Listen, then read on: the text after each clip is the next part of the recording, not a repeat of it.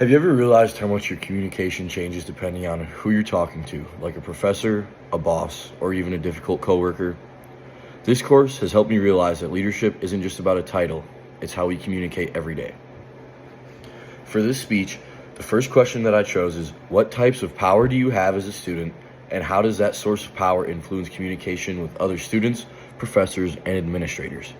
As a student, I have legitimate powers, expert powers, and referent powers, and these directly shape how I communicate with others. These forms of power influence whether my communication feels confident, collaborative, or hesitant, depending on who I'm interacting with. For example, legitimate power comes from my role as a student responsible for completing assignments and participating in class. I use this when advocating for extensions or clarifications. I also have expert power, which grows as I master content in my major map. This affects group projects because people rely on me for certain topics.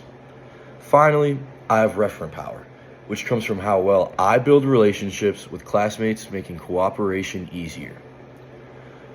According to Quintanilla Miller, these types of power influence communication dynamics in professional and academic settings.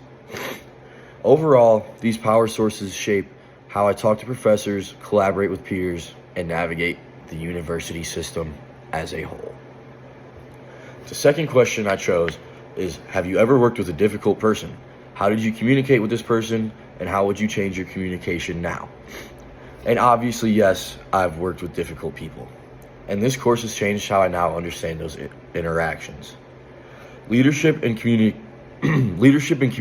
theories like emotional intelligence, conflict management styles, and assertive communication explain why my previous communication wasn't always the most effective. At a past job, I worked with a coworker who constantly dismissed ideas, and at the time, I reacted passively because I didn't want any conflict. Now, after learning about emotional intelligence, I see how important it is to regulate my own reactions.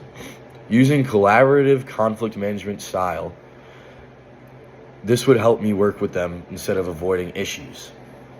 And assertive communication would allow me to express my needs clearly without getting too aggressive.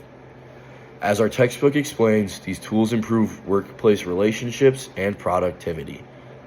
So today, I would handle that situation with more emotional control, more collaboration, and far, far clearer communication.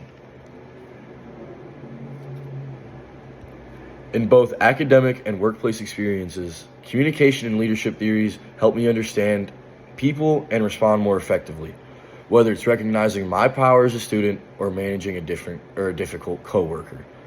I'm learning how to communicate in ways that support leadership, confidence, and professionalism in every environment. Thank you.